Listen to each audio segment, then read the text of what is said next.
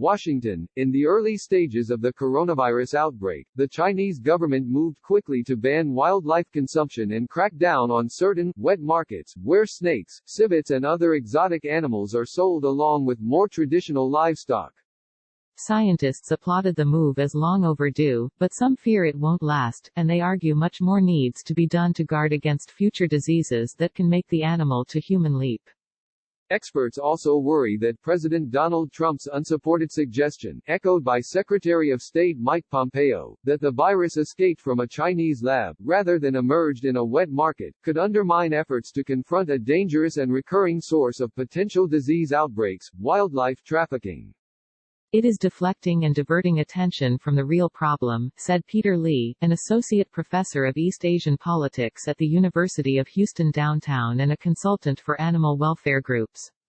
Scientists believe the deadly novel coronavirus now circulating the globe likely came from bats and passed through another mammal, perhaps a pangolin, one of the most trafficked animals in the world, before jumping to humans. Chinese authorities identified an early cluster of coronavirus infections among individuals who had some connection to a seafood wet market in Wuhan, where the virus first emerged. It has not been proved definitively that virus transmission began in that market, but scientists say such markets are hotbeds of disease. Some wet markets in China sell live poultry, fish and reptiles, as well as a range of exotic and farm-bred wild animals. These wet markets are really perfectly conducive to spillover events, because you have so many different species coming in, you have wild species interacting with domestic species, said George Whittemire, an associate professor of wildlife and conservation biology at Colorado State University. You have animals stacked on top of each other, with blood, feces and other fluids flowing from their cages, he added. You are probably having hundreds to thousands of individual animals exposed to other species, along with humans, actively behaving in a way that's perfect for viral transmission. Domesticated livestock are also a major source of emerging diseases, Whittemire said, and you're sort of playing Russian roulette, without aggressive efforts to track new pathogens in animals. Scientists estimate that 75% of new or emerging infectious diseases in people come from animals, according to the U.S. Centers for Disease Control and Prevention. Humans can catch a virus from an infected animal in many ways, through their saliva or other bodily fluids, through their habitat, whether a forest or a chicken coop, and via consumption of raw or undercooked meat or other contaminated food. A slew of deadly diseases, from HIV to Ebola, began in animals and jumped to humans, with consumption of wildlife meat or other interactions with wildlife as the likely vector. As with COVID-19, scientists believe the 2003 SARS epidemic began in a wet market in southern China, after moving from a bat to a civet cat, which are sometimes sold in those markets. Trump said on April 30 that he had seen evidence suggesting the novel coronavirus originated in a virology lab in Wuhan. Similarly, Pompeo said earlier this month there was a significant amount of evidence that the virus emerged from a Chinese lab. But neither have detailed what that evidence is, and they have both hedged when pressed by reporters.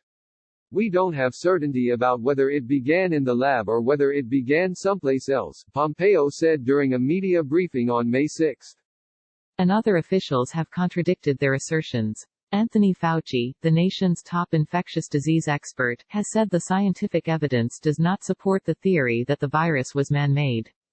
Everything about the stepwise evolution over time strongly indicates that this virus evolved in nature and then jumped species, Fauci told National Geographic in an interview published earlier this month. Some critics believe Trump has pressed for an investigation into the origin of the virus as a way to deflect blame for his own missteps in responding to the pandemic. The U.S. intelligence community issued a rare statement in April stating there was broad consensus that the virus was not man-made or genetically modified. But the statement left open the question of whether the virus was accidentally released by a laboratory in China or whether it came from animals and then jumped to humans. My biggest concern with the politicization of it is that it's delaying what we actually need, said Whittemire, which is a global recognition that human interactions with animals present a major disease risk. Experts say only a sliver of wet markets sell wildlife, and the demand for such exotic food is mostly fueled by the wealthy. It's the luxury part of wildlife food trade that creates problems, said Andrew Dobson, a professor of ecology and evolutionary biology at Princeton University. Fancy restaurants serve them to wealthy customers, and some high-flying couples like to serve exotic animal dishes at their weddings, he said, just as some Americans buy elephant ivory or smuggle parrots, snakes and other wild animals into the U.S. to keep as exotic pets. Really, it's devastating the planet for the whims of wealthy people, he said. Dobson said eliminating wildlife trafficking, whether for food or other uses, would have a dramatic impact on the risk of future disease outbreaks. It would have it, he said. Dobson and others say that China's decision to ban the consumption of wildlife is a positive step, but a baby one. For starters, China's ban includes loopholes, including the use of wild animal parts for medicinal purposes and tax incentives that encourage the export of some species. That leaves many wild animals vulnerable. Take, for example, pangolins. They are small mammals covered in scales that live in Asia and Africa. In some Asian countries, the meat is considered a delicacy and pangolin scales are used in traditional Asian medicine. Pangolins are protected under international law, but they are still widely trafficked amid demand from China, Vietnam and elsewhere. Wildlife traders promote wild animal meat as something good for your health, Lee said, pointing to unsupported claims that pangolin scales can boost fertility, among other promises. Lee ridiculed the unproven aphrodisiac and disease-fighting properties of exotic meats and said wet markets are not only hellholes of cruelty but also of disease. Dobson said the international body that monitors the global wildlife trade is weak and underfunded, with a $25 million annual budget. And many countries have little to no incentive to crack down on wildlife trafficking. The wildlife trade is hugely corrupt and massively tied up with the arms trade, as well as human smuggling, he said. Illegal wildlife trafficking is the fourth most lucrative global crime, according to the World Economic Forum. Wildlife advocacy groups estimated that wildlife trade generates between $7 billion and $23 billion annually. Lee noted that after the SARS outbreak, Chinese authorities reversed a 2003 ban on wildlife consumption amid pressure from traders and because Chinese authorities saw wildlife breeding as a revenue source and job creator in otherwise poor rural areas of the country. The Chinese government quickly reopened the trade on August 5, 2003, so barely 2 months after SARS was over, he said.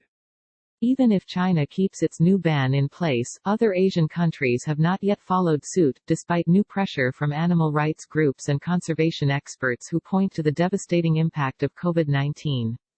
Last week, one advocacy group dedicated to saving dogs begged Indonesia's president, Joko Widodo, to close markets where live animals are sold and slaughtered on site.